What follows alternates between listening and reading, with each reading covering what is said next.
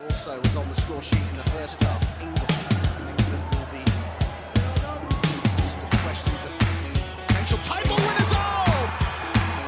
The little here spotted the runner Vivian Miedemar. Clinical. Ray Dalton now. Quick feed. Sam scores for United. Weir. Oh, help! Fala galera, eu sou a Amanda Viana e estou chegando com mais um episódio do Conexão FAWSL, o podcast do Planeta Futebol Feminino, para tratar sobre o futebol inglês, né? O futebol na terra do rei agora. Esse é o episódio número 38 do Conexão e estarei nesse episódio com Camila Villarreal. Por um pequeno problema técnico na hora da gravação, nós não tivemos a possibilidade de gravar juntas esse episódio, mas a Camila mandou áudios para poder enriquecer aqui essa nossa conversa sobre a WSL, né? Vale lembrar que o Conexão é um podcast quinzenal, ou seja, estamos na rodada número 4 da WSL e o último episódio que saiu cobriu ali a rodada número 2. Então, muita coisa pra gente conversar nesse episódio. O campeonato tá no começo, mas tem alguns times que estão preocupando mais, outros que largaram muito bem na temporada. Mas antes disso, alguns destaques iniciais aqui sobre o Planeta Futebol Feminino. Vale lembrar que o PFF tem o seu programa semanal, a sua live principal, e essa live acontece todas as terças-feiras, 8 horas da noite, né, às 20 horas de Brasília, tanto no YouTube do PFF quanto no canal Nosso Futebol. Na TV você pode assistir o PFF Debate na Sky, canais 202 e 602, e na Claronet, no canal 567. O Planeta Futebol Feminino também tem um outro podcast. Esse podcast é o Estação PFF. Eu, Amanda Viana, produzo esse podcast ao lado de Thaís Viviane e nele a gente cobre as 4 principais ligas europeias. A Liga Francesa, a Liga Espanhola, a Alemã e também a Inglesa. Esse nosso podcast é semanal. E as gravações dele acontecem ao vivo no YouTube do Planeta Futebol Feminino. Então você pode acompanhar as gravações do Estação no YouTube ou depois ouvi-lo no seu agregador favorito, no horário de preferência, né? Então, opções aí para vocês acompanharem. Bom, sem mais delongas, vamos ao episódio número 38 do Conexão FAWSL.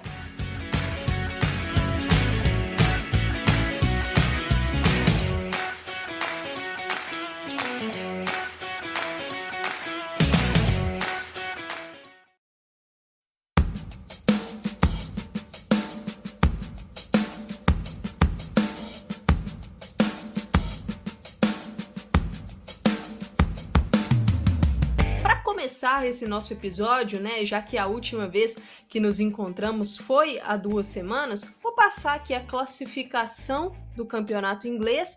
Depois de 4 rodadas, né, nós temos o Manchester City na liderança. O City tem 10 pontos e divide a liderança com o Chelsea, que também tem os mesmos 10 pontos, mas o saldo de gols da Citizens é melhor. Em terceiro lugar, uma das surpresas dessa temporada, o Tottenham com 9 pontos. Em quarto lugar, Manchester United com 8. Em quinto, outra boa surpresa dessa temporada, o Leicester com 7 pontos. Também com 7 pontos, mas em sexto lugar, o Liverpool. E também com 7, mas em sétimo lugar, o Arsenal. Em oitavo lugar, o West Ham com 4 pontos, em nono o Brighton com 3 pontos, em décimo o Everton com 3 pontos e amargando as 2 últimas colocações, ainda sem pontuar na temporada, Aston Villa em 11º e Bristol City em 12º. Vale lembrar que a WSL, apenas uma equipe é rebaixada, né, na temporada da WSL. Bom, antes de começar a falar sobre as equipes e os jogos, vou passar os resultados da 4ª rodada, né? Que foi a rodada que tivemos no último final de semana. O Aston Villa perdeu para o Tottenham de virada por 4-2. O Leicester City perdeu para o Manchester City por 1-0. O Everton foi derrotado pelo Manchester United por 5-0. O Chelsea ganhou de virada do Brighton por 4-2. West Ham e Liverpool terminaram empatados em 1-1 e o Arsenal venceu o Bristol City por 2-1. Vamos começar esse nosso papo, essa nossa discussão aqui só com a partida entre Aston Villa e Tottenham. E esse jogo, nós temos coisas para falar das duas equipes, porque estávamos com uma expectativa muito positiva do Aston Villa, treinado pela Carla Ward, pela boa temporada feita no ano passado, na temporada passada, né? E pelo bom mercado de transferências da equipe. Então a expectativa era de um início para, quem sabe, incomodar os 4 principais times da Inglaterra, mas justamente o contrário, né? O Villa ainda não pontuou no campeonato. E por outro lado, o Tottenham, que teve uma temporada muito ruim em 22-23, acabou demitindo a Raheem Skinner, né, no meio do campeonato. O Tottenham chegou a ter uma sequência de 9 derrotas, né? Então um número bem alarmante. O time veio com um novo treinador para essa temporada, Robert Villahamn, sueco, que veio lá do BK Häcken, da Suécia, e olha, início de temporada belíssimo das Spurs. Então muitas coisas pra gente falar sobre esses dois times agora.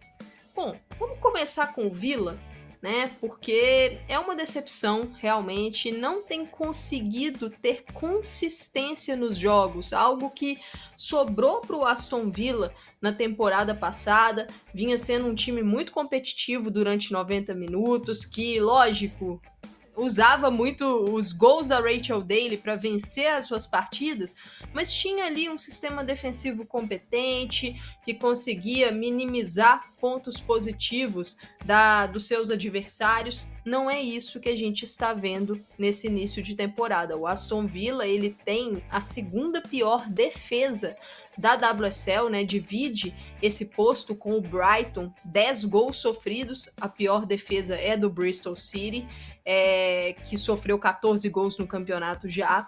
Então é um Aston Villa muito permissivo na marcação e que, quando tem a bola, quando vai construir o seu jogo, não tem conseguido aquela fluidez que vimos na temporada passada. Então, um trabalho árduo aí para Carla Ward tentar mexer essa equipe, né? E agora a gente está numa pausa, o período de data FIFA, então um tempo para a treinadora conseguir realmente treinar o time, ver o que está dando errado. Lógico, algumas jogadoras estão com as suas seleções, né? Mas é um período de ouro aí para uma equipe que ainda não pontuou no campeonato, perdeu os 4 jogos. Acho que vale destacar um desfalque pesado também, né? A Kenza Dali, que foi um dos destaques da temporada passada. A francesa, ela está lesionada, ainda não entrou em campo nessa WSL, então é um peso importante aí nesse meio do Aston Villa, mas é uma equipe que tem cometido muitas falhas. Por exemplo, nesse jogo contra o Tottenham, saiu na frente do placar um pênalti bem batido pela Rachel Daly, assim como no jogo anterior, quando saiu à frente do Arsenal com a Mas Pacheco, um gol de cabeça, num lance de escanteio, também, né, numa bola parada, mas um Villa que sucumbiu, não conseguiu manter a sua liderança no placar nessas duas oportunidades. No jogo contra o Arsenal, na rodada anterior a essa última, a equipe foi levar a virada na reta final dos jogos. É um time que tem sofrido muitos gols na reta final das partidas. Já nesse jogo contra o Tottenham, conseguiu dominar a partida ali mais ou menos até o minuto 30. Mas o Tottenham começou a entrar no jogo, começou a encontrar espaços e aproveitou erros individuais para construir a sua vitória. A Rachel Corsi, zagueira, acabou errando uma saída de bola e entregou de bandeja um gol para Martha Thomas, né? E Martha Thomas, um grande personagem do Tottenham, não só na temporada, mas nessa partida também. Ela marcou um hat-trick nesse jogo, a jogadora que veio do Manchester United na reta final da janela, né? A Bethany England, grande nome do Tottenham, acabou precisando fazer uma operação no seu quadril, então para o Tottenham conseguir preencher essa lacuna, trouxe a Martha Thomas e tem se provado um belíssimo reforço, né? 6 gols no campeonato, foi vital nessa partida, ela que marcou um hat-trick muito bem feito, de oportunismo, um gol de cavadinha, um bom posicionamento dentro da área para pegar o rebote. Ela que elogiou muito o treinador Robert William pelo motivo dele colocá-la na posição de origem dela, como centroavante. No Manchester United, nas temporadas anteriores, ela vinha sendo muito utilizada pelo Mark Skinner, uma função tática, jogando mais pelo lado do campo. No Tottenham, ela está ali como aquela peça mais avançada e tem tido muito sucesso na equipe, então com certeza um dos principais destaques desse início de temporada das Spurs. Para falar sobre o treinador Robert William, não tem como a gente não falar, né? Um início de trabalho, assim, dos sonhos. Eu acho que ninguém esperava um encaixe tão bom, porque o Tottenham, dessas 4 partidas, perdeu apenas um, que foi o seu jogo de estreia contra o Chelsea, e a equipe não jogou mal naquele jogo, perdeu realmente no detalhe. O Tottenham deu muito trabalho para o Chelsea. E quais são as características dessa equipe? Uma equipe que gosta de marcar muito forte, gosta de tirar mesmo o conforto do time adversário, porque gosta de ter a bola. O Tottenham quer jogar com a posse de bola, quer construir as suas jogadas com tranquilidade, é um time bastante ofensivo, então perdeu a bola, tá o tempo todo pressionando, aquele perde-pressiona para retomar a posse, e tem feito isso muito bem. Nem sempre pressiona alto, mas sempre tirando o conforto da equipe adversária, e tem dado muito certo, fez um mercado muito interessante, né? Além da Martha Thomas, trouxe, por exemplo, Luana Bühler para a zaga, Olga Ahtinen para o meio-campo, um belíssimo início da finlandesa, a Grace Clinton, que também está muito bem, né? Jovem, que foi lembrada por Sarina Wiegman na convocação da Inglaterra. Então, realmente, um início dos sonhos das Spurs. Vamos ver até onde isso vai durar. E o curioso desse embate entre Tottenham e Aston Villa é que o Tottenham, na temporada 21-22, foi muito bem. Terminou brigando muito, até sonhando, quem sabe, com uma vaga para Champions, mas não conseguiu repetir isso na temporada passada, onde foi muito mal, falei que teve uma sequência longa de derrotas, e o Aston Villa foi muito bem no 22-23, mas não tem conseguido repetir isso nessa temporada atual, 23-24. Será que o Aston Villa vai ser o novo Tottenham? A gente só vai conferir isso na sequência. Bom, terminado esse jogo, vamos passar para o próximo confronto, né? E aqui, mais um grande confronto para a gente falar sobre essa última rodada, que foi Leicester City 0, Manchester City 1. E para comentar sobre esse jogo, eu vou chamar aqui minha amiga Camila Villarreal, que também está comigo nesse podcast. Ela mandou um áudio com as principais impressões dela sobre essa partida, então vamos conferir.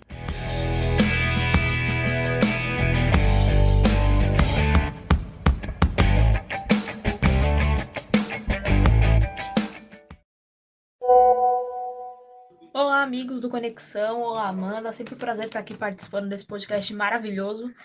E o que eu queria falar do Manchester City e Leicester e Manchester City, porque o jogo foi na casa do Leicester, no King's Power Stadium, é que o Leicester se demonstrou ser um adversário muito mais cascadura do que o Chelsea. Me surpreendeu positivamente o Leicester, que temporada passada quase foi rebaixado e nessa tá ali incomodando os grandes. Foi só 1-0 o gol da Chloe Kelly com uma ajudinha da goleira. Mas a goleira do Leicester, aliás, para mim, a grande contratação da temporada 23-24 do Leicester foi a permanência da Janina Leipzig, porque ela veio em janeiro por empréstimo da Alemanha e ela ganhou muitos pontos pro Leicester. O Leicester não foi rebaixado muito por conta dela. Ela falha no gol, mas isso não tira o mérito da grande partida que ela fez. Outro ponto positivo para mim, o grande ponto positivo do City é a Chiara Kittens. Vou falar dela novamente aqui, já falei no programa passado, falarei novamente e falarei quantas vezes for necessário. Ela, assim, se ela tiver a cabeça no lugar, se ela fizer tudo certinho, se não acontecer nada de lesão, assim, de alguma coisa na vida dela, tem tudo para ser uma grande goleira, tanto no City como na seleção inglesa. Inclusive, essa semana, essa data FIFA, ela foi convocada pela primeira vez para a seleção adulta, foi convocada pela Sarina Wiegman, o que é um grande reconhecimento pelo que ela vem fazendo. Os empréstimos que ela teve nas temporadas anteriores, tanto no Field, a terceira divisão, como o extinto Coventry United, saudades Coventry United, de quem viu, foram muito bons para ela, porque ela teve uma experiência ali de jogo, ela não teria jogando pelo City, porque tinha muitas loiras na frente dela, e ela fez assim, ela não fez grandes defesas, assim, nossa senhora, mas ela fez defesas muito boas, muito seguras, que deixaram ela confiante. Claro, se você faz boas defesas, mesmo que seja defesas mais simples, assim, simples entre aspas, você se sente confiante. E ela está confiante. Tanto que ela está indo tão bem que a Roebuck foi relegada à terceira goleira. Se a gente for pegar os últimos jogos, tirando a Copa da Liga, que só teve um jogo até agora, que as duas goleiras reservas. Não, minto. Que ela foi pro banco junto com a Roebuck, que a titular na Copa da Liga foi a Sandy McKeever. Nesse jogo contra o Leicester, a McKeever era a goleira reserva e a Roebuck estava nas tribunas assistindo. O que também pode ser um sinal de alerta aí para a Roebuck. Foi convocada pela Sarina também, mas pode ser um sinal de alerta aí. Se ela perder a titularidade, ela vai perder também a vaga na seleção. Mesmo ela não sendo titular na seleção. Mas tem chance também de deixar de ser convocada. Mas aí é uma briga entre goleiras, o Taylor que se vire pra resolver. Eu deixaria a Kate, ela tá indo bem. Só um gol tomado até agora, se eu não estiver enganada, que foi contra o Chelsea, que ali também não tinha que fazer, ali foi um grande assalto. Mas, assim, eu tô muito encantada. Eu já botava fé quando ela subiu pro profissional do time, né? Ela fez toda a base no City. Eu já botava fé nela, eu queria ver tempo de jogo dela e ela tá respondendo agora. Porque não é fácil ser titular no City. O City não tem muita paciência com os jovens. Tanto, você pode ver também no masculino. Tanto os jogadores que são emprestados no feminino não é diferente, mas acontece em menor escala. E a Kit tá mostrando o seu valor. Eu tô muito feliz, assim. Muito feliz mesmo. E também, mais importante, diversidade. É uma goleira preta. Uma coisa que a gente não vê com muita frequência, ou pelo menos não vejo com muita frequência no futebol feminino. Em países em que a maioria é de mulheres brancas, né? Temos tantos times com mulheres brancas, muitas mulheres brancas, eu quero dizer. O Arsenal essa semana foi criticado, né, ao postar a foto da temporada, né, aquela foto com todo o elenco perfilado e a taça da Copa da Liga. O time foi criticado pela ausência de mulheres não brancas. A foto, tipo, são todas mulheres brancas. E isso é uma crítica válida. No City tem ali alguma diversidade, né? Tem uma asiática, uma preta, uma latina. Lembrando que o nosso conceito de raça é diferente dos europeus. E assim, então ver uma mulher preta, jovem, mostrando seu valor, ganhando seu respeito, isso é muito legal para mim. Eu fico muito feliz por ela e eu espero que ela alcance voos muito altos, tanto pelo City como pela seleção. Agora falando do jogo, foi um jogo truncado. Eu achei que o Leicester ia empatar em algum momento, como eu falei no começo, o Leicester deu muito mais trabalho do que o Chelsea. E tem bons valores. Quando entrou a Diane Rose, canadense, eu fiquei com medo, porque eu achei que o City ia empatar. Ou que o City ia empatar, não, desculpa, que o Leicester ia empatar. Porque ela é muito boa jogadora, ela é uma jogadora muito perigosa, tem boa visão de jogo. Mas, obviamente, o estilo coletivo do City prevaleceu, né? O City com a posse da bola em todo o tempo. A Kiara Kitt lançando bolas pra Khadija Shaw, que sofreu muito. Eu espero que os tornozelos da Shaw estejam bons. Porque o tanto de falta que ela sofreu e a juíza não marcou, ou o juiz, eu não vou lembrar agora se era homem ou se era mulher, mas também não é o caso, não estava escrito. Ela sofreu várias faltas, pouquíssimas foram marcadas, o que também mostra como a gente já bateu nessa tecla. A arbitragem da WSL é podre, fraquíssima. Assim, se a arbitragem do Brasil é ruim, a arbitragem no geral lá é pior. E olha que lá tem. A arbitragem lá na Inglaterra é tão bem conceituada por causa da Premier League, mas não é assim que funciona em todas as esferas, né? Se na Premier League é bom, apesar de estar tendo aí algumas reclamações, nas outras divisões é muito pior. No feminino, então, nem se fala. Mas, assim, a Hassegal fez um jogo muito bom, sempre ali sendo marcada. Ela é baixinha no jogo de corpo, ela perde, porque ela é baixinha e franzinha. Ela é franzinha, assim, pros padrões do futebol. Mas ela deve ser mais alta que eu tenho 1,61. E ela ganhou várias bolas pro time. A Kelly na ponta, sim, foi muito bem. A Mary Fowler na outra ponta, eu não gostei, porque, como eu já disse, eu não gosto dela de ponta. Ela não joga bem, ela não rende. Ela rende mais como segundo atacante. E o City estava escalado no 4-2-3-1, onde a Fowler era a ponta esquerda e a Jill Hort também, novamente, mais um jogo bom da holandesa. Ela foi a segunda atacante. E a Laurie Hemp começou no banco, eu acho que porque ela sentiu um um desconforto nas costelas. Eu não vou lembrar exatamente o que foi, mas ela foi poupada desse primeiro tempo, entrou no segundo, foi bem também, mas méritos pro Leicester, que teve boas chances de empatar. Mas o jogo do City, cada vez jogando mais redondinho, tá bonito de ver. Se vai ser campeão ou não é outra história, mas tá jogando muito bonito, assim, um futebol que eu não via. Que na verdade eu não vi com o Theo, né? Esse futebol, ele tentou ser emulado ao longo da temporada, mas teve vários problemas, né, de lesão, de adaptação. E agora parece que o Taylor acertou o time, e aí vai ser mérito dele, é claro, né? Não tem tudo. A gente tem que elogiar quando é para elogiar. E aí são méritos dele, de ter bancado só uma contratação, de ter bancado parte do elenco, de ter bancado a permanência de boa parte do elenco, já que só saiu a Ray Raso, e foi uma saída que ninguém lembra praticamente. A Jess Park voltando bem também, do que ela estava emprestada ao Everton, voltou bem do empréstimo. Claro, vai ser um pouco mais difícil para ela conseguir tempo de jogo, porque ela é reserva da Chloe Kelly. E aí a Kelly você não tira do time assim tão fácil. Mas também entrou bem. Então, assim, o time todo muito bom, de parabéns ali. Toque de bola rápido. E minha preocupação mesmo agora é só o Chelsea, que o City está empatado na liderança, com o Chelsea em número de pontos, mas o desempate é pelo saldo de gols. O City tem, acho que, 2 gols a mais que o Chelsea. E minha preocupação são com os tornozelos da Shaw, que, nossa, eu senti em mim, cada trombada que ela tomava era direto no tornozelo. Eu não sei como é que ela não saiu durante o jogo. Assim, porque, como é que ela não foi trocada por lesão, porque ela realmente apoiou bastante e o juiz não fez nada. E aí, ele falou assim, nossa, o Leicester foi beneficiado.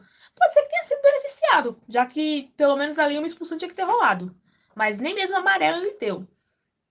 Então, o que fica para retorno da data FIFA é manter a consistência no toque de bola, na posse de bola, e calibrar mais o pezinho pro gol, né? Porque também a galera perdeu os gols ali, que pelo amor de Deus. Parar de perder gol também é muito importante.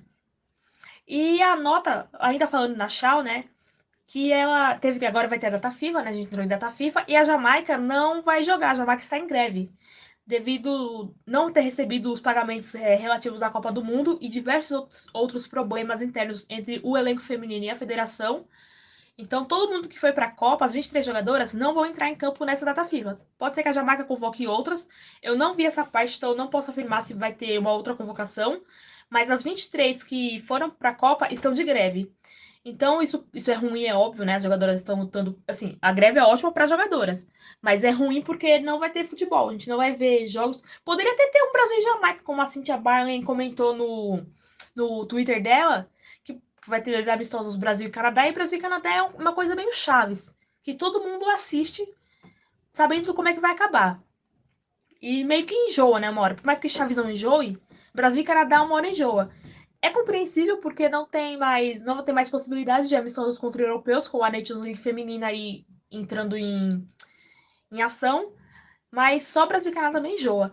E aí poderia ser um Brasil e Jamaica, seria um confronto legal de assistir, só que com essa questão da greve não vai rolar. E aí, de positivo, entre bastante aspas, já que elas estão lutando por direitos, elas não estão de greve por beleza, por esporte, é que a Shaw vai poder cuidar dos tornozelos, né? Como eu falei, apanhou muito da defesa do Leicester, então ela vai poder ficar tranquila, né, em casa, tratando dos tornozelos, para poder voltar no próximo jogo muito bem. E ela faz o pivô muito bem. Nossa, gente, eu fiquei. É que eu não sei de edição, né? Eu sou péssima com edição de vídeo. Mas se eu tivesse tempo e soubesse editar, eu faria só um compilado da Shaw fazendo pivô contra o Leicester. Porque a Kit mandou várias bolas para ela. Algumas realmente ela não conseguiu pegar, e aí acontece. Mas várias ela conseguiu e foi muito bonito de se ver. Mas para variar, justamente nesses lances foi onde ela sofria as faltas e não era marcada. Então, para encerrar, eu espero que o City continue nessa toada, né? O ruim da data FIFA é isso. O time tá numa toada legal, só que é interrompido por causa da data FIFA. Então, quando voltar daqui a 15 dias, que o time continue nessa pegada, porque só tem a ganhar. E daqui a pouco tem um jogo contra o Arsenal, né? Se eu não me engano, na volta da data FIFA, já é contra o Arsenal. Então, o time tem que ficar de olho aí, porque agora não pode perder ponto, porque o Chelsea tá na cola. E se o Chelsea pegar a liderança, já era. É muito difícil ver o Chelsea perder.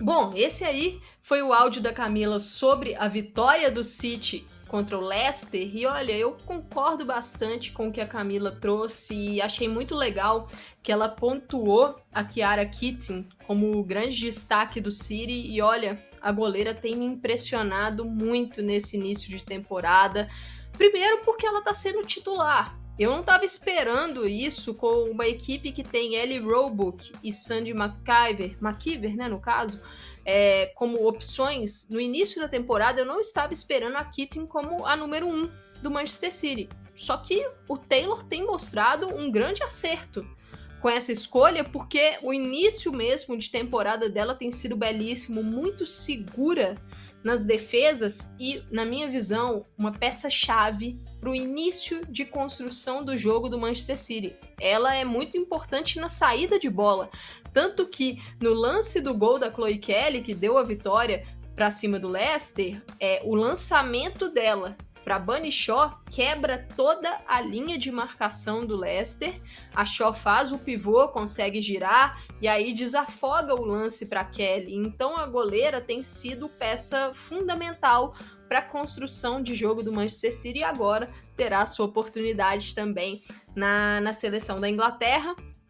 Destaco, né, esses pivôs da Shaw que foram muito importantes durante o jogo para conseguir vencer duelos contra a defesa do Leicester e fundamental no primeiro tempo. Acho que o City vem jogando o melhor futebol da Inglaterra nesse início de temporada, mas um ponto que a equipe precisa aprimorar e que foi um problema na temporada 22-23, a assertividade. Precisa ser mais eficiente com as suas chances criadas. Nessa partida do último final de semana, criou muitas oportunidades no primeiro tempo, mas não conseguiu capitalizar como deveria. Então o jogo passou a ficar mais apertado e muito competitivo na segunda etapa. Então é um City que precisa melhorar um pouco o seu aproveitamento de chances.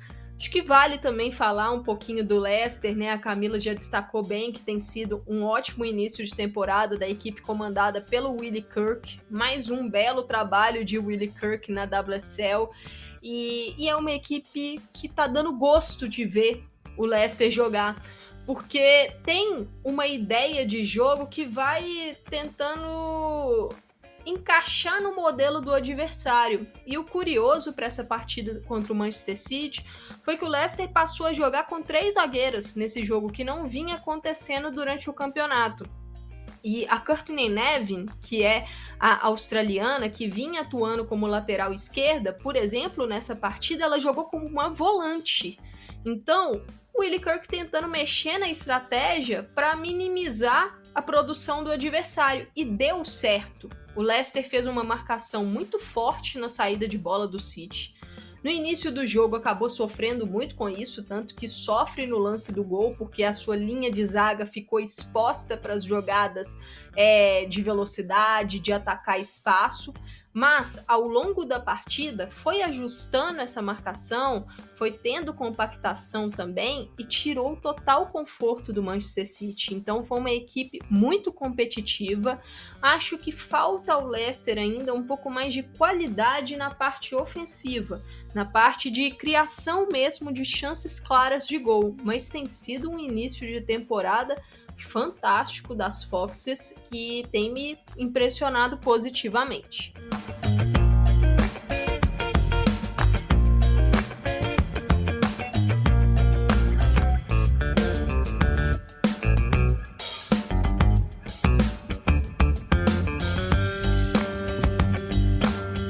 Vamos para a próxima sequência de partidas, né? E aqui falar rapidamente sobre a goleada do Manchester United para cima do Everton.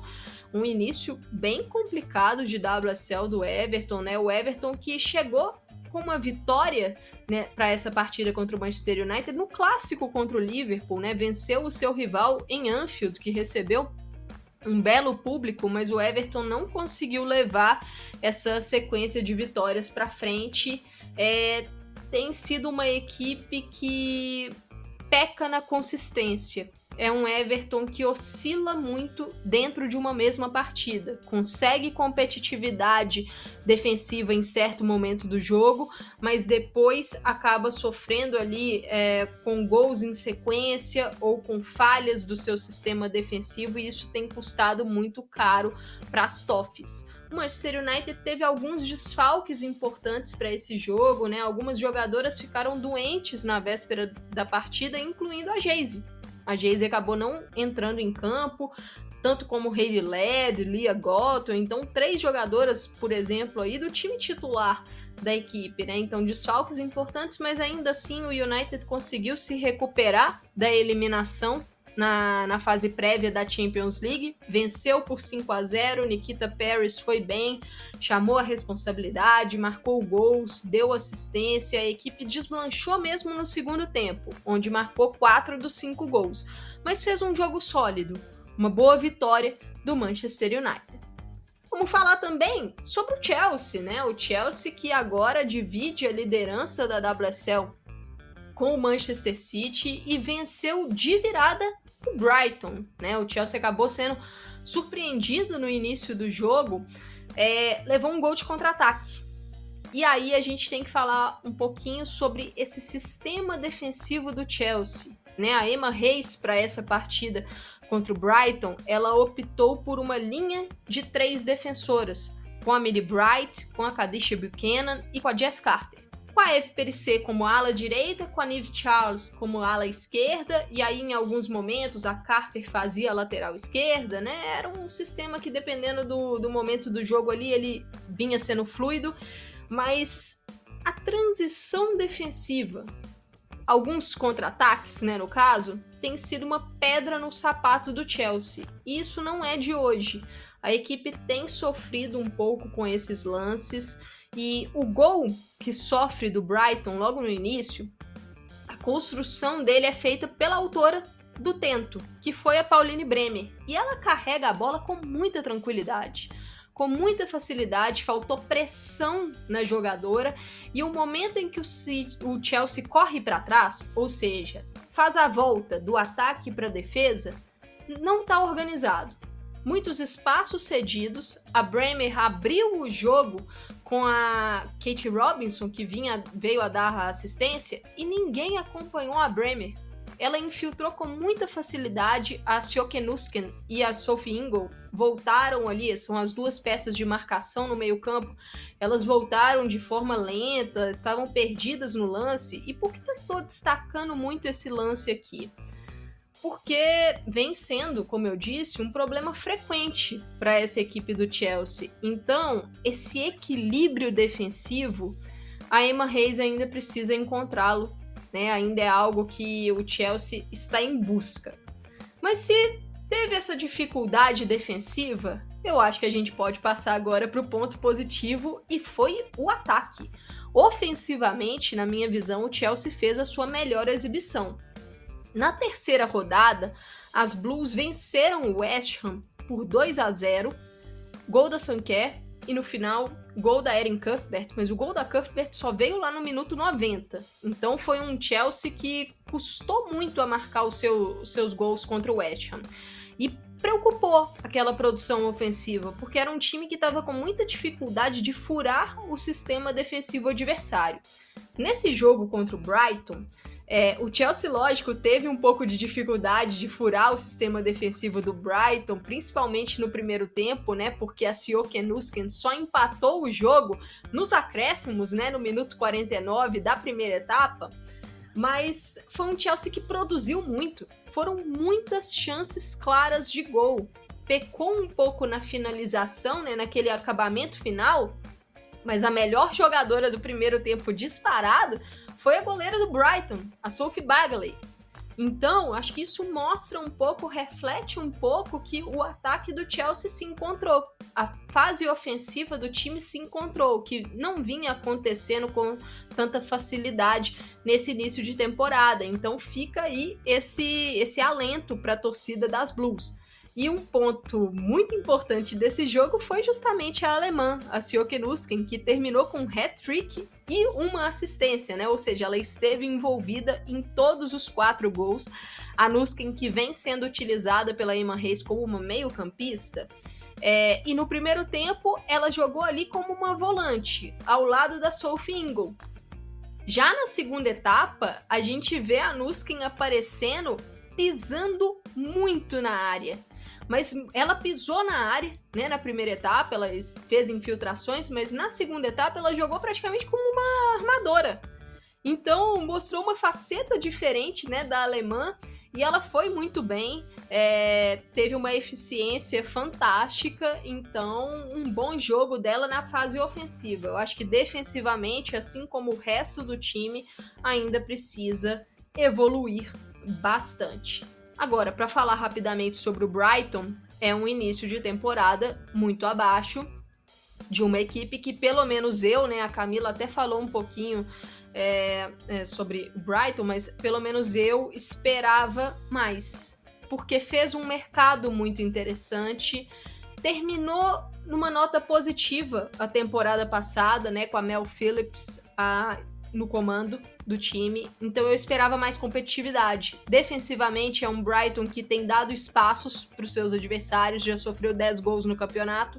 Ofensivamente ainda tem um pouco de dificuldade de encaixar, de entrosar esse time. Então vamos ver como é que vai ser a reação na sequência, né? Essa pausa para a data FIFA pode ser muito importante para o time tentar um equilíbrio maior, que eu acho que é algo que está faltando para Seagulls.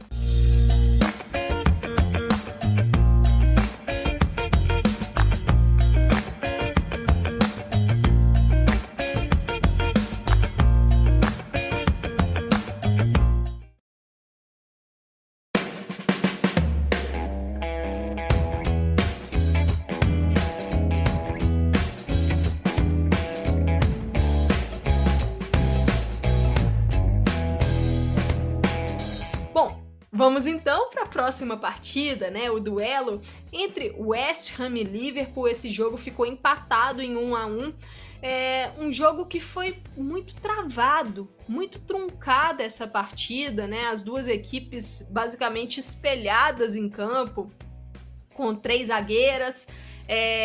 Às vezes, né, no momento defensivo, numa linha de 5, então fechando muitos espaços, não tivemos tantas chances claras de gol assim, mas no segundo tempo o jogo abriu um pouquinho, e aí a produção foi maior. A equipe do Liverpool acho que vai sair cabisbaixa, vai sair frustrada nesse jogo, porque na rodada anterior, a rodada número 3, o Liverpool acabou perdendo o clássico, perdeu para o Everton. O time vinha invicto até então na temporada, vinha 100% e perdeu para o seu grande rival, e era um momento de recuperar, e saiu na frente do placar com o gol da Mari Hobinger, a austríaca, que começou bem demais pelo Liverpool, né? Ela que foi contratada agora no meio do ano e forma uma trinca de meio-campistas muito interessante das Reds. Hobinger, Fuka Nagano e Seri Holland. Muito interessante a dinâmica das 3, conseguindo boas trocas de passe, dando ritmo no meio-campo. Na minha visão, o melhor setor desse time do Liverpool até aqui. Só que tá faltando um pouco pro Liverpool aquele capricho final na execução. Nesse jogo, chegou a mandar até 2 bolas na trave, né? Mas teve um pouco de dificuldade de transformar ali a posse de bola em chances claras de gol. E acabou, na reta final, depois que fez o seu gol, diminuindo um pouco o ritmo. Deu ao West Ham uma esperança na reta final do jogo mesmo de quem sabe empatar o jogo. E foi o que aconteceu. E aí, quem foi agraciada, né, para marcar o gol das Hammers foi a japonesa Riku Eki, contratação para essa temporada, e olha, já tem sido uma das melhores contratações em termos de produção para a temporada da WSL. A Eki é uma trabalhadora da bola. A centroavante, camisa número 9, na fase defensiva ela é incansável. Ela pressiona bastante as adversárias, tenta tirar o espaço, e na fase ofensiva ela é muito inteligente para atacar espaço, para se posicionar em uma condição ideal, e foi justamente assim que ela marcou o gol das Hammers, né? Esse empate, e um ponto muito precioso para o West Ham, né? Porque o Liverpool pode vir a ser um adversário ali direto, na mesma faixa da tabela, porque são duas equipes que eu imagino que ficarão ali na faixa do meio para baixo da tabela da WSL. Então, um pontinho muito importante para o West Ham é esse contra o Liverpool.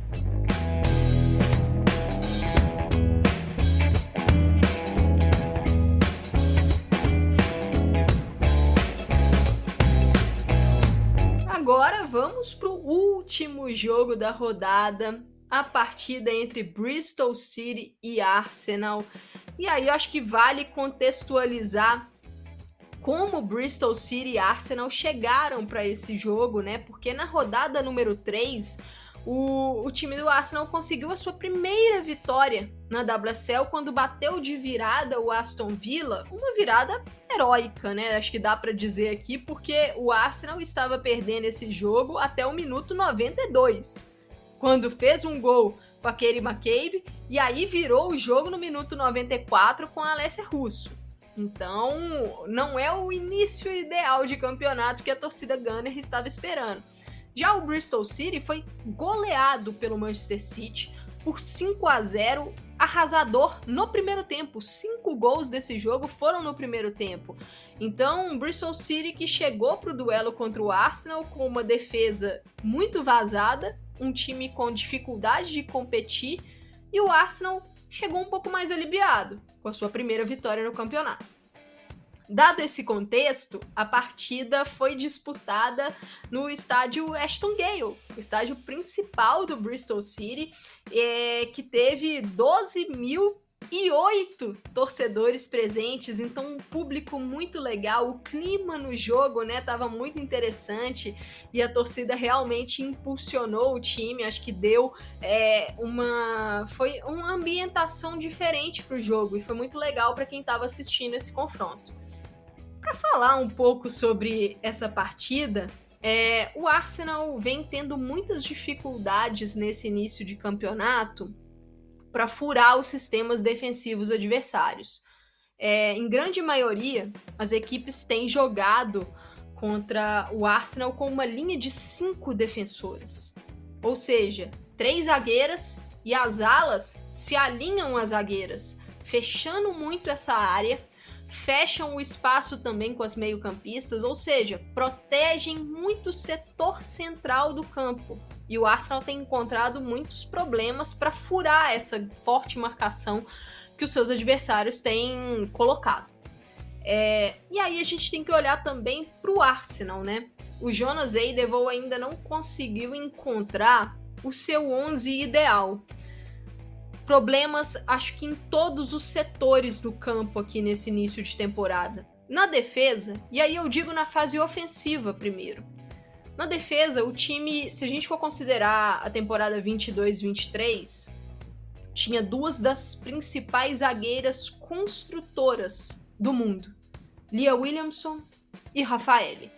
2 dessas principais, ou seja, era uma saída de bola limpa, era uma saída de bola que você tinha armas para furar o bloqueio adversário, seja com uma jogada carregando a bola, seja com um passe quebrando linhas, um lançamento, porque são 2 jogadoras que têm facilidade com isso.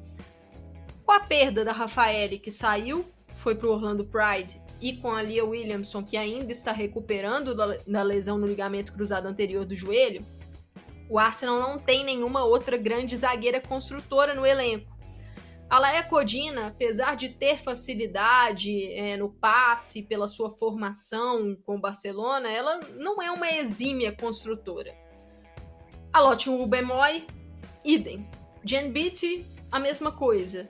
Então, temos visto em vários jogos o Jonas Eidevall utilizando a Steph Catley na linha de zaga, porque ela tem um pouco mais de facilidade no passe, canhota, lateral esquerda australiana, mas que muitas vezes, aparece na linha de zaga. Então, acho que esse já é um ponto problemático para o Arsenal, né? Essa saída de bola, uma construção mais qualificada, até para tirar um pouco do peso da Lia Walti, que costuma fazer essa transição muito bem, mas tem sido muito marcada. Se a gente passa para o meio-campo, o Eidevall ainda não encontrou a sua dupla ideal ali, a dupla para Walti, no caso. Ela já teve a Pelova como companheira, já teve a Kim Little, outras opções, mas que tem tido poucos minutos. Catherine Kuhl, a própria Kyra Cooney-Cross, reforço para essa temporada. A Frida Monon já chegou a figurar por aquele setor, né, um pouco mais recuada também na temporada. Então ele ainda não encontrou esse equilíbrio e o jogo central do Arsenal está desequilibrado. Não tem conseguido furar realmente essas defesas pelo centro e com isso acaba largando, acaba indo para os lados. O que é natural, quando um time fecha muito o meio do campo, você vai ter que levar o jogo para as pontas. E aí entra a fase do ataque, a parte do setor de ataque. O Arsenal tem uma enorme profundidade de peças no ataque. Caitlin Ford, Alessia Russo, a Katie McCabe que pode jogar avançada, a Frida Monon que pode jogar avançada, recuperadas de lesão, Beth Mead, Viv Miedema, você tem uma Chloe Lacasse reforço para essa temporada, você tem Stina Blackstenius. Então são muitas jogadoras para as três, vamos dizer assim, para as três posições de ataque. O Eidevall tem feito muitos testes, mas nenhum deles ainda se mostrou confiável e efetivo. São jogadoras excelentes, de muita qualidade, mas ainda não conseguiram encaixar esse jogo para realmente abrir as defesas adversárias. O Arsenal tem sido uma equipe muito previsível nesse campeonato, as movimentações não estão conseguindo mexer mesmo, manipular a zaga adversária, então na minha visão tá faltando sair da área, puxar a marcação, gera um espaço para atacar por meio de uma infiltração, tabelas, associações. Eu acho que isso está faltando muito ao Arsenal, que está recorrendo aos cruzamentos. Não é um grande problema, na minha visão, você ter os cruzamentos como um ponto focal do seu jogo. Mas esses cruzamentos, eles precisam ser bem executados. Você pode ter uma arma muito forte nos cruzamentos, mas quando eles são bem executados, quando existe um alvo, e o Arsenal não tem conseguido fazer isso. Tem dado muitos cruzamentos aleatórios para o jogo, que não encontram uma jogadora em condição ideal de finalizar, não estão gerando tantas chances claras assim. Então isso tem sido um problema. O ataque do time está bastante improdutivo. E é uma preocupação grande para esse início de temporada, né? O Arsenal marcou apenas 6 gols no campeonato até aqui, em 4 rodadas. Para a capacidade, para o teto ofensivo que essa equipe tem, eu encaro isso como um número baixíssimo e alarmante. Então, o Jonas Eidevall vai precisar realmente melhorar a fluidez desse time. Acho que essa pausa para a data FIFA pode ser importante para isso, mas muitas das atletas acabam indo para suas seleções, o que é um ponto dificultador, né? Mas vamos ver como é que ele vai encarar. E já na próxima rodada tem um enfrentamento duríssimo para o Arsenal, que é o clássico contra o Manchester City.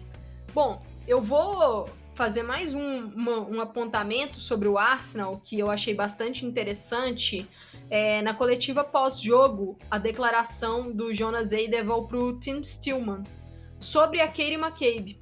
Porque a gente tá vendo que a McCabe tem sido uma peça vital para o Arsenal fazer os seus gols, né? A McCabe já tem 3 gols no campeonato e foi decisiva em 2 vitórias do Arsenal, o jogo contra o Aston Villa e esse jogo contra o Bristol City, quando ela marca os 2 gols do time. A McCabe bate muito bem na bola. É uma exímia cobradora de faltas, de escanteios, finaliza bem de fora da área. E a gente não tem visto tanto a McCabe cobrando faltas e escanteios para o Arsenal. E o Eidevall deu uma declaração interessante. Ele falou, por mais que ela seja uma jogadora forte para bater essas bolas paradas, ela é muito importante para a gente na sobra. E foi exatamente assim que ela marcou gol nesse jogo contra o Bristol, né? esperando ali na entrada da área para finalizar uma sobra, uma rebatida da zaga. Então eu achei essa observação bastante interessante. Um ponto que marcou esse jogo também para o Arsenal foi o retorno de Vivianne Miedema, né? A Miedema que lesionou o ligamento cruzado anterior no ano passado, no final do ano passado, voltou a ter minutos. Foram pouquíssimos minutos, ali nos acréscimos mesmo, mas deixou muito feliz, acho que o torcedor Gunner, todo torcedor, né, que acompanhou a recuperação dela, ela voltou bem, e agora estará com a seleção da Holanda nessa data FIFA. É uma peça que eu considero muito chave para o Arsenal nessa temporada, para quem sabe voltar a conquistar o título da Liga, né, o título da WSL. Então vamos ver como é que vai ser esse retorno da Miedema, lógico, com muita paciência, né, porque a gente sabe que não é uma lesão fácil e que o retorno tem que ser mesmo com muita segurança, mas um grande ponto positivo. Para falar rapidamente sobre o Bristol City, fiquei surpresa com a postura defensiva da equipe. Acho que se defendeu de forma muito competente contra o Arsenal, frustrou muito os planos da equipe adversária, fechou bem os seus espaços, então acho que a vida para o Bristol City no campeonato em termos de competitividade, para conseguir ser mais competitivo e sobreviver por mais tempo dentro das partidas. Mas eu tô com a sensação de que não vai ser muito, né? Eu acho que isso não vai ser suficiente. O Bristol é o principal candidato ao rebaixamento na competição. Ofensivamente, até conseguiu um gol muito bonito contra o Arsenal, né? A Rachel Furness de cabeça, um ataque bem construído pelo lado do campo. Mas o Bristol é uma equipe que eu acho que tá distante ainda das outras equipes da liga, em termos de elenco mesmo. Mas se conseguir repetir a eficiência defensiva desse jogo contra o Arsenal, pode ir ganhando confiança e quem sabe começar a somar alguns pontinhos. Isso aí a gente vai ter que ver na sequência. Para continuar, né, e no caso para ir para a reta final desse episódio, a Camila vai trazer aqui a opinião dela sobre a parte de baixo da tabela e a briga contra o rebaixamento, né? Nós temos aí nesse começo da temporada, com 4 rodadas disputadas, 2 equipes que ainda não pontuaram, o Aston Villa e o Bristol City, e 2 equipes com 3 pontos, o Brighton e o Everton. Então vamos ver aí o que a Camila tem a dizer sobre essa briga contra o rebaixamento.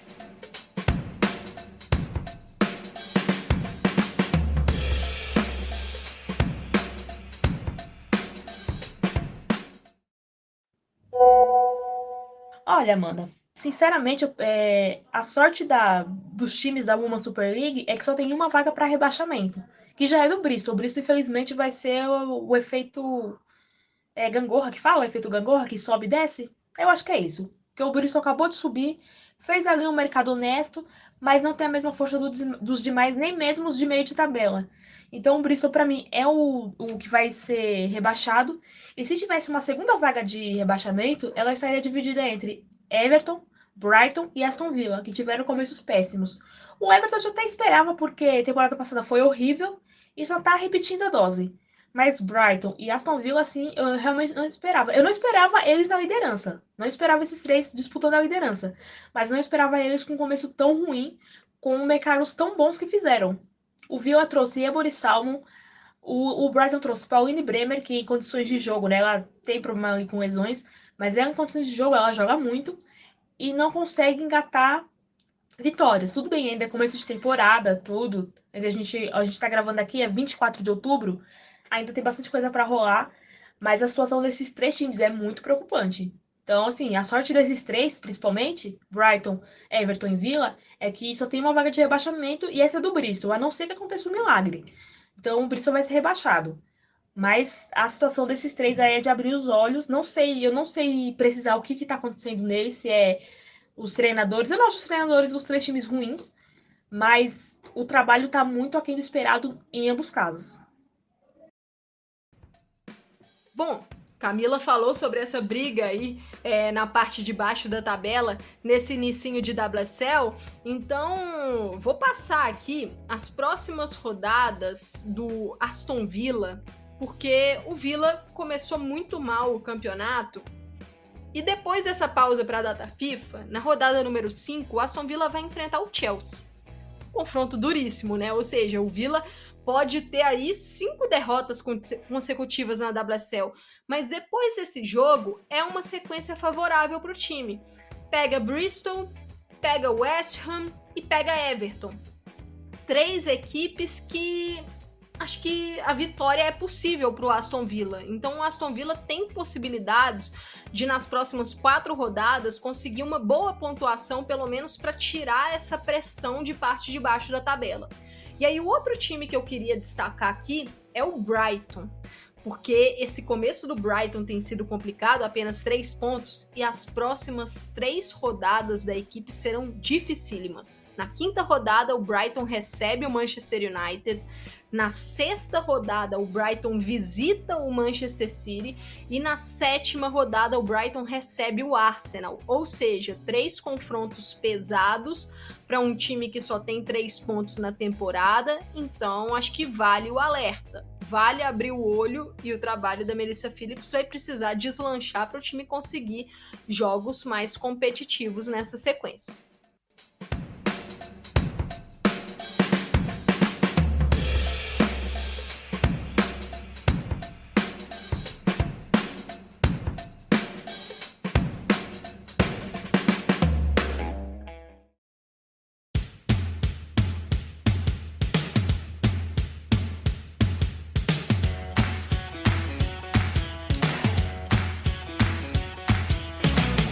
Bom, WSL, acho que a gente pode passar a régua aqui, né? Eu vou passar a régua com os duelos da 5ª rodada, porque um episódio já extenso falando sobre esses últimos jogos aí na WSL.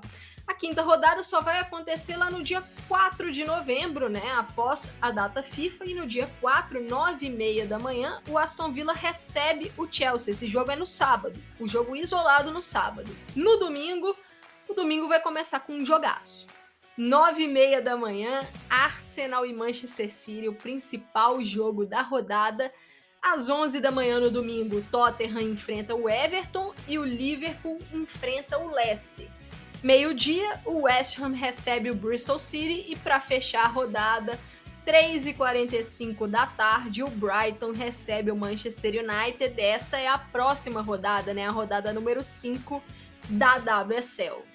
E para fechar esse episódio número 38 do Conexão FA/WSL, vou falar rapidinho sobre seleção inglesa, né? As Lionesses voltarão a entrar em campo nesses próximos dias pela Nations League, né? A Nations League feminina, a competição que vai para sua 3ª rodada. A Inglaterra está na Liga A, no grupo 1. O grupo 1 tem a Bélgica na liderança com 4 pontos, a Holanda e a Inglaterra têm 3 pontos e a Escócia 1 ponto. E nessa próxima rodada de Nations League, né, a rodada número 3 e número 4, marcará os duelos da Inglaterra contra a Bélgica.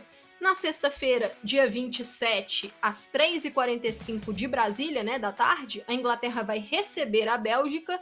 E aí, na terça-feira, dia 31 de outubro, a Inglaterra visita a Bélgica às 4h30 da tarde de Brasília. 2 confrontos importantíssimos para que as Lionesses entrem na zona de classificação, né? Classifica apenas o líder do grupo para a fase semifinal. Vale lembrar que a Nations League dá vaga para a Olimpíada de Paris, né? A Olimpíada de Paris em 2024. Apenas os 2 primeiros colocados da Nations League se classificarão para a Olimpíada de Paris. Caso a França, que é o país sede, esteja entre esses 2 primeiros colocados, ou seja, chegue à final da Nations League, aí o 3º lugar herda a vaga. A Inglaterra, a Escócia, o país de Gales e a Irlanda do Norte são nações que podem conseguir uma vaga para a Grã-Bretanha. Ou seja, quem terminar entre esses 4 países melhor colocado, é aí que a gente vai ver quem vai puxar aí essa possível vaga para a Grã-Bretanha em Paris 2024. A Sarina Wiegman convocou a sua seleção. E aí a Camila chegou até a tocar, né, na chamada da Chiara Keating, a primeira chamada da jovem goleira do Manchester City, e eu falei de Grace Clinton, jovem que pertence ao Manchester United e está emprestada para o Tottenham, também recebe a sua primeira convocação. Então é a Sarina olhando também para as jogadoras mais jovens, voltou a convocar peças ali que não foram, por exemplo, para a Copa do Mundo, como a Lucy Parker, a Maya Letícia, mas está chamando aí também essas jovens, essas caras da nova geração da Inglaterra. Então vamos acompanhar as Lionesses, depois a gente traz a repercussão aqui no Conexão FA/WSL. Bom, galera, chegamos ao fim do nosso episódio número 38 do Conexão FA/WSL. Eu sou a Amanda Viana, estive aqui com Camila Villarreal nesse episódio, né? O Conexão, vale lembrar, é um podcast quinzenal do Planeta Futebol Feminino. Então, daqui a 15 dias, daqui a 2 semanas, nós estamos de volta por aqui. Caso vocês tenham aí dúvidas, perguntas, podem mandar na arroba do Planeta Futebol Feminino. No Instagram, estamos no arroba Planeta Futebol Feminino. No Twitter, @PFF_oficial. Se quiserem me seguir também nas redes, estou no @Amanda V. Silva. A Camila está no @Cami Villarreal. A grafia de Cami é com K, C-A-M-I, e Vila Real, como se escreve, né, no time mesmo, o time espanhol. Bom, então ficamos por aqui, estaremos de volta nas próximas semanas, né? Esse foi o episódio número 38, você pode escutá-lo tanto no seu agregador favorito, quanto no YouTube do Planeta Futebol Feminino. Até a próxima!